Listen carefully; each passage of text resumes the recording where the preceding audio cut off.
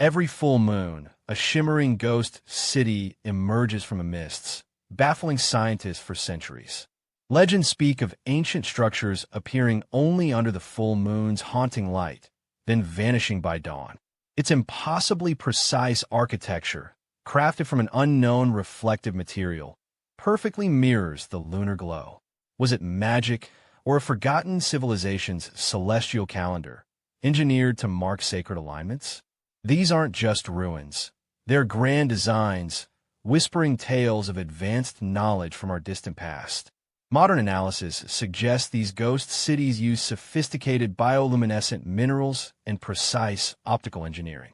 Their structures were designed to become visible only when fully saturated by moonlight at its zenith, acting as monumental time capsules or astronomical markers from an advanced, forgotten civilization far beyond our current understanding.